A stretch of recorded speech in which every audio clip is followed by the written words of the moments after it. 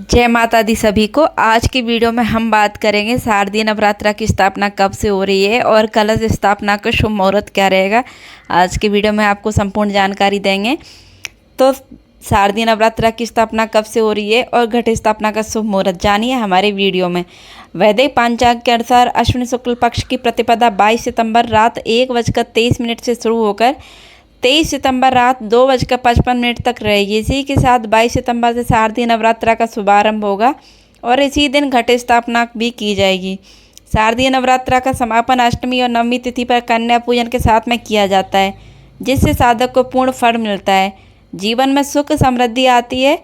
तो आइए जानते हैं शारदीय नवरात्रा में घट स्थापना का शुभ मुहूर्त और अष्टमी व नवमी किस तारीख को पड़ रही है। हिंदू पंचांग के अनुसार 22 सितंबर 2025 को घट स्थापना का शुभ मुहूर्त सुबह 6:09 से शुरू होकर के 8:06 तक रहेगा। तो भक्तों, कलश स्थापना के लिए लगभग 2 घंटे का समय पर्याप्त है और 2 घंटे का समय है। इसके दौरान किसी भी समय घट स्थापना कर माँ दुर्गा की पूजा कर अर्चना कर सकते हैं। इस दिन अभिजीत मुहूर्त जो होता है वो सुबह 11:49 से लेकर 12:38 तक रहेगा। इस शुभ घड़ी में घट स्थापना की जा सकती है। अब बात करेंगे कब है अष्टमी, महाअष्टमी कब है। शारदीय नवरात्रा की अष्टमी 29 सितंबर को शाम को 4:31 से लेकर 30 सितंबर को शाम 6:06 तक रहेगी। तो शारदीय नवरात्रा की अष्टमी 30 सितंबर को रहेगी। इसके बाद उदया तिथि के चलते महाअष्टमी का कन्या पूजन 30 सितंबर को किया जाएगा। कब है नवमी तिथि, तो नवमी तिथि के बारे में बात करते हैं। अश्विन शुक्ल पक्ष की नवमी 30 सितंबर को शाम को 6 बजे से प्रारंभ होगी और 1 अक्टूबर को शाम को 7 बजे को समाप्त हो जाएगी। तो ऐसे में नवमी का कन्या पूजन 1 अक्टूबर को ही किया जाएगा। इस साल शारदीय नवरात्रा में एक नवरात्रा बढ़ भी रहा है, इसलिए हम नवरात्रि 22 सितंबर से शुरू करेंगे और 22 सितंबर से शुरू होकर के 1 अक्टूबर को समाप्त होंगी। तो अष्टमी और नवमी पर कन्या पूजन करके ही नवरात्रा समाप्त किए जाते हैं। 22 सितंबर को नवरात्रि शुरू हो रही है। सनातन धर्म में इसे उदया तिथि माना जाता है। 22 सितंबर को नवरात्रि की शुरू होगी, तो जिसका पहला दिन होता है उसको उदया तिथि माना जाता है। तो 22 सितंबर से शारदीय नवरात्रि की शुरुआत होगी। तो शारदीय नवरात्रि में हम कैसे पूजा पाठ करें और कैसे कलश स्थापना करें, इसके बारे में आपको संपूर्ण जानकारी देती हूँ। शारदीय नवरात्रि के पहले दिन कलश स्थापना की जाती है और कलश स्थापना के बाद अगले 9 दिनों तक देवी दुर्गा की अलग अलग रूपों की भक्तिपूर्वक साधना की जाती है। शारदीय नवरात्रि के पहले दिन माँ शैलपुत्री की पूजा की जाती है। माता पार्वती को ही शैलपुत्री कहा जाता है। वह गौरव वर्ण वाली हैं। देवी शैलपुत्री बैल पर सवार हैं। वे एक हाथ में त्रिशूल तो दूसरे हाथ में कमल का फूल धारण किए रहती हैं।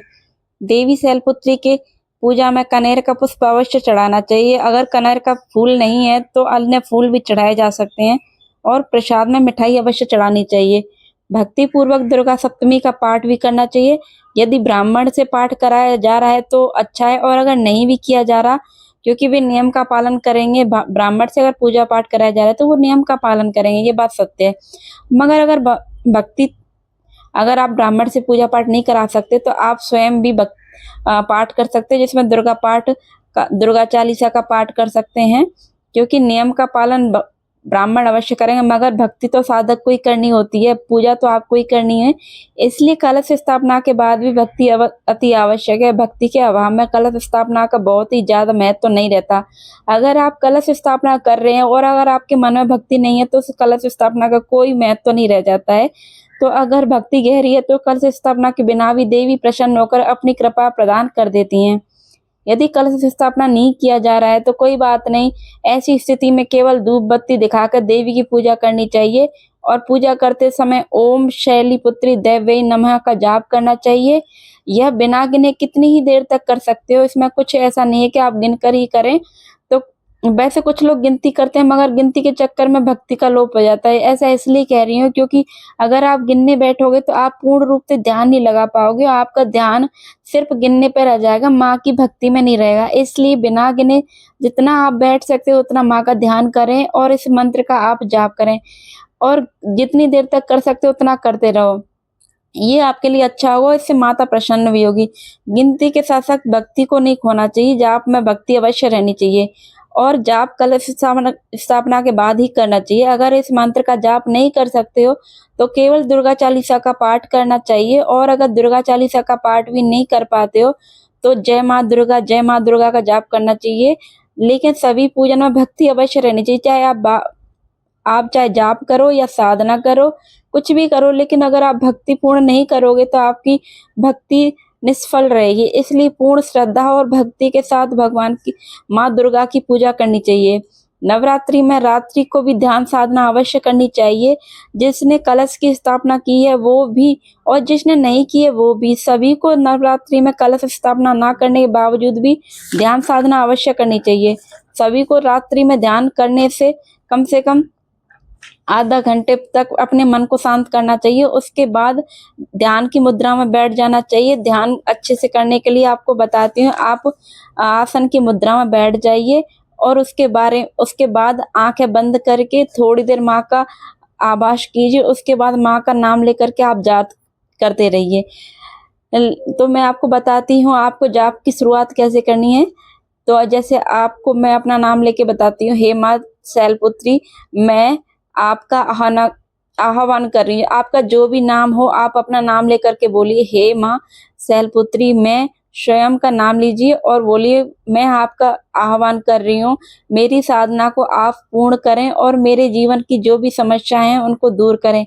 हे माता, अगर ध्यान साधना की इस विधि में कोई कमी हो जाए, कोई गलती हो जाए तो मुझे क्षमा करके अपनी कृपा मुझ पर बनाए रखें और मेरे अपनों पर भी अपनी कृपा बनाए रखें। इसके बाद माता शैलपुत्री का ध्यान करना शुरू कर देना चाहिए।